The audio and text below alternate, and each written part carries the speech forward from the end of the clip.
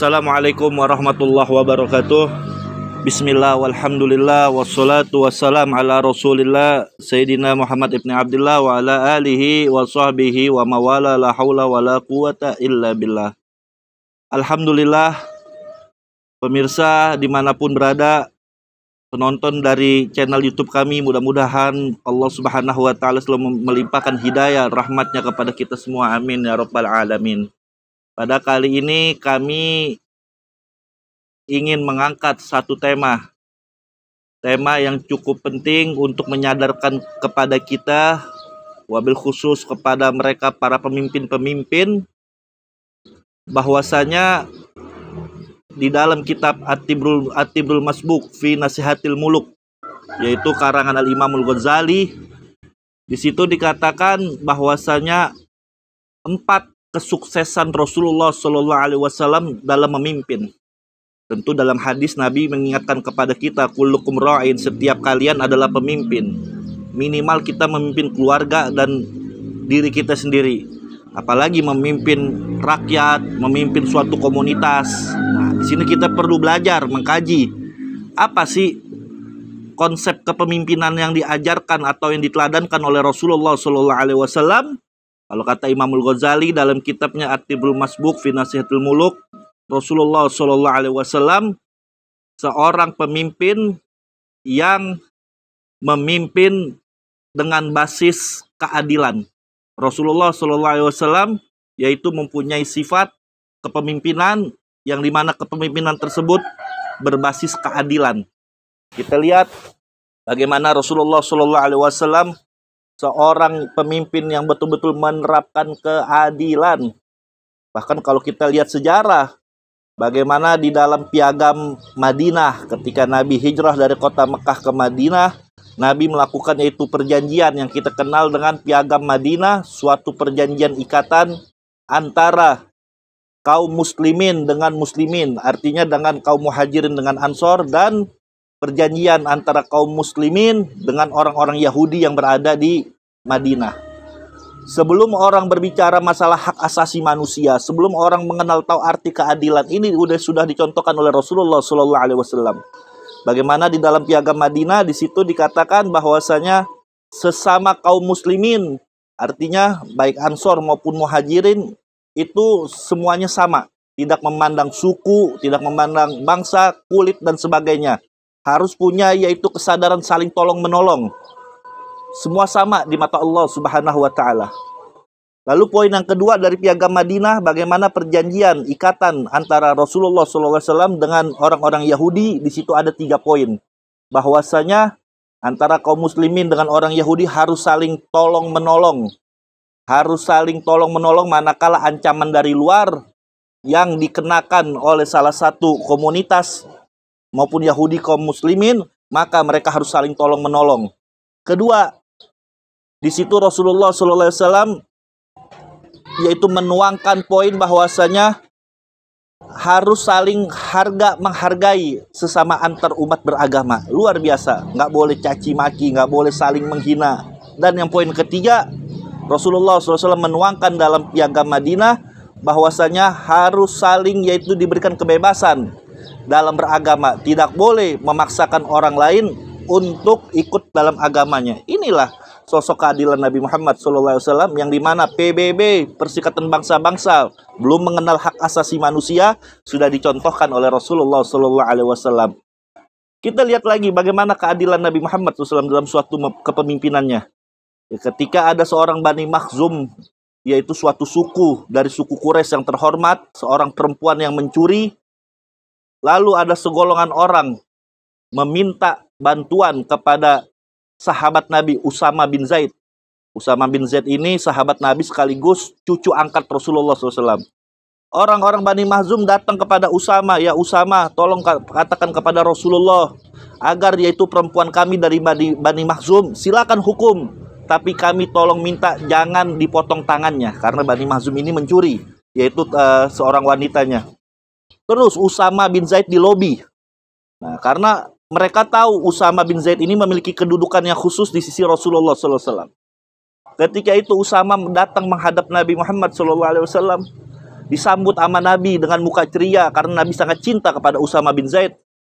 Ketika Usama bin Zaid sudah mendapatkan momen untuk berbicara di hadapan Nabi, lalu Usama mengatakan, "Ya Rasulullah, bahwasanya segolongan kaum Bani Mahzum meminta keringanan sedikit agar wanitanya yang mencuri tersebut jangan dipotong tangannya. Silahkan dihukum tapi jangan dipotong tangannya karena mereka dari kalangan terhormat. Ya, karena ini bisa menjadi aib. Silahkan hukum." Lalu ketika itu muka Nabi berubah. Yang tadinya ceria, muka Nabi menjadi memerah. Muka Nabi yaitu sangat memerah.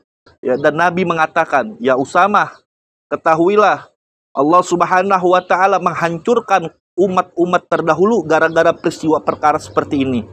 Manakala ada seorang bangsawan dari kalangan terhormat mencuri, mereka mendapatkan keringanan, dibiarkan. Tapi manakala ada seorang yang dhaif, yang lemah, yang tidak terhormat mencuri, hukum ditegakkan. Ya Usama, wallahi lau anna Fatimata binta Muhammadin syaraqat laqata'tu yadaha." Ya Usama, wallahi demi Allah, andai kata Fatimah putriku mencuri, wallahi aku pasti potong tangannya. Subhanallah. Inilah kepemimpinan Nabi Muhammad SAW. Nabi memimpin dengan basis keadilan. Sebagaimana firman Allah Subhanahu wa Ta'ala, Allah katakan bahwasanya wa idza hakamtum bainan nas an tahkumu bil adli. Apabila engkau menetapkan suatu hukum di tengah manusia, di antara manusia, maka hukumlah dengan seadil-adilnya. Karena kenapa? Allah juga mengingatkan dalam Al-Quran surah Al-Maidah, "I'dilu wa aqrabut taqwa." Berlaku adillah kalian karena sesungguhnya keadilan itu sangat dekat ketakwaan. Dan Allah mengingatkan dalam Al-Quran, Allah katakan, "Innallaha ya'muru bil adli wal ihsan." Sesungguhnya Allah Subhanahu wa Ta'ala memerintahkan untuk berbuat adil dan berbuat baik. Yang menarik dalam ayat ini, Allah dahulukan kata adil dulu baru ihsan. Artinya apa? Kebaikan bisa datang kalau keadilan juga datang. Allah tidak mengatakan innallaha ya'muru bil ihsan wal adil, tidak. Tapi Allah katakan innallaha ya'muru bil adli wal ihsan. Sesungguhnya Allah memerintahkan untuk berbuat keadilan dan kebaikan. Karena kenapa? Dengan adanya keadilan di situ pasti ada kebaikan. Nah, itulah yang pertama yang Rasulullah SAW ajarkan kepada kita umatnya dalam memimpin harus berbasis yaitu keadilan. Dan ini dicontohkan oleh sahabat-sahabat Nabi, para khalifah khulafa rasyidun, yaitu Sayyidina Abu Bakar, Umar, Sayyidina Utsman, Sayyidina Ali, Sayyidina Hasan bin Ali. Mereka mencontohkan Rasulullah Shallallahu Alaihi Wasallam. Lalu yang kedua, Rasulullah Shallallahu Alaihi Wasallam, kata Imam Al-Ghazali, dalam memimpin mengajarkan kepada kita kepemimpinan itu harus berbasis kebenaran. Nah, ini kita lihat bagaimana Nabi SAW yaitu selalu menyampaikan kebenaran. Qulil haqqo wa in kana murran. Katakanlah yang hak meskipun itu pahit. Ya. Nah, seorang pemimpin, wabil khusus kita memimpin, minimal memimpin rumah tangga kita dan diri kita, bahwasanya harus kita junjung kebenaran. Jangan sampai kebenaran dikalahkan dengan kepentingan. Sekarang banyak kebenaran dikalah dengan kepentingan, bahkan kebenaran disembunyikan karena situ ada kepentingan kita. Dan itu bukan dari ajaran Nabi Muhammad SAW. Nabi sukses dalam memimpin karena Nabi memimpin dengan berbasis kebenaran. Yang ketiga, Imam Al-Ghazali mengatakan Rasulullah SAW memimpin dengan basis kejujuran. Ya. Di antara sukses kepemimpinan Nabi Muhammad SAW, Nabi memimpin di atas asas kejujuran. Nabi seorang pemimpin yang luar biasa, yang jujur, yang amanat, yang menepati janji. Kalau kita ingin berhasil memimpin, maka harus kita tepati janji, harus kita amanat, jangan khianat, harus kita betul-betul melayani, jangan mau menikmati saja. Karena sekarang kita lihat banyak pemimpin, dan mungkin diri kita sendiri, bahwasanya pemimpin-pemimpin sekarang kita ini semua yaitu hanya cuman bisa menuntut tapi tidak bisa memberi. Hanya cuman bisa mengumbar janji tapi tidak menepati janji. Hanya cuman bisa menikmati. Ya, hanya cuman bisa menikmati tapi tidak melayani. Nah, tapi Rasulullah SAW seorang pemimpin yang menepati janji. Rasulullah SAW pemimpin yang menjadi pelayan yang melayani. Inilah ajaran dari Rasulullah SAW. Lalu yang keempat, yang terakhir, Imam Al-Ghazali mengatakan kepemimpinan Rasulullah SAW, Nabi dalam memimpin berbasis kecerdasan. Kecerdasan yang berbasis intelektualitas, bukan sentimenitas. Kita lihat Nabi seorang pemimpin yang cerdas. Ya, Nabi memimpin dalam kecerdasannya, dengan ilmunya, dengan fatonahnya. Kepemimpinan yang cerdas berdasarkan intelektualitas, bukan sentimenitas. Bagaimana Rasulullah SAW pemimpin yang cerdas? Ya, di antara kecerdasan Nabi, kita lihat Nabi sering bermusyawarah dalam mengambil keputusan. Ketika itu bukan dari firman Allah, ini dari pemikiran Nabi sendiri, Nabi selalu bermusyawarah. Lain halnya kalau datang wahyu dari Allah Subhanahu wa Ta'ala.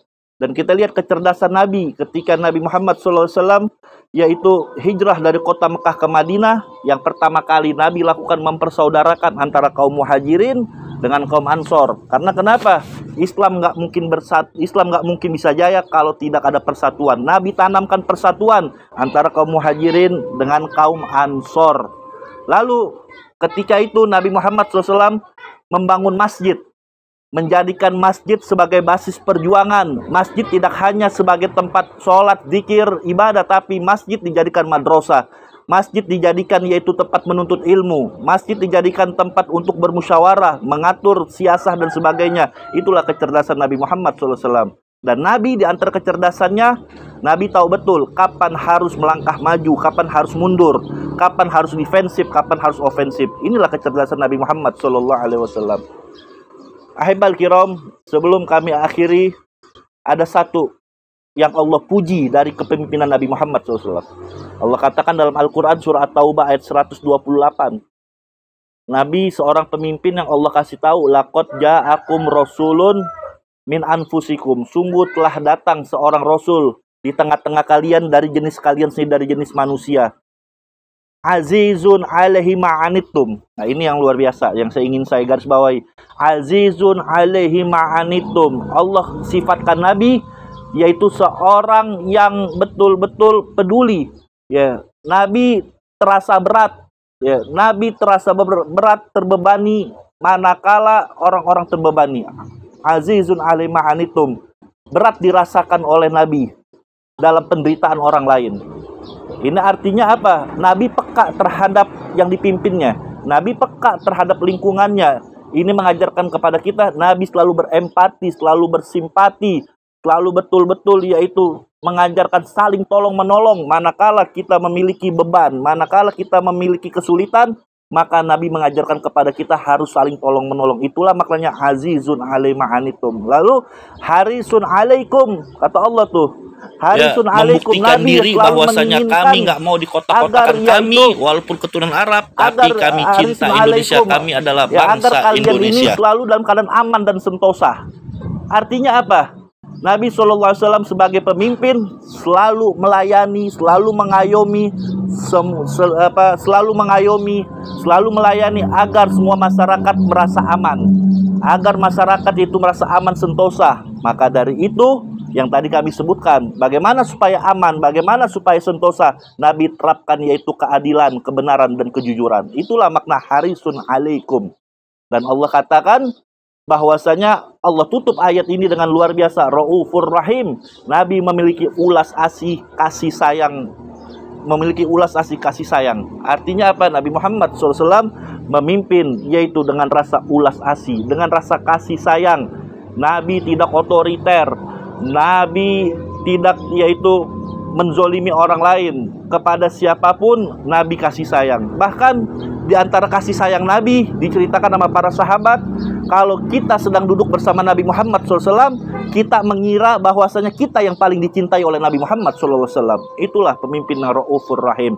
Maka dari itu mudah-mudahan kita bisa mengambil hikmah kepemimpinan dari Nabi Muhammad SAW, kepemimpinan yang berbasis keadilan, kepemimpinan yang berbasis kebenaran, kepemimpinan yang berbasis kejujuran, kepemimpinan yang berbasis intelektualitas, yaitu kecerdasan yang dibangun atas intelektualitas, bukan sentimenitas. Sungguh kita bangga kita punya seorang Rasul Muhammad SAW. Mungkin ini saja. Mudah-mudahan kita bisa ambil ibrah. Assalamualaikum warahmatullahi wabarakatuh.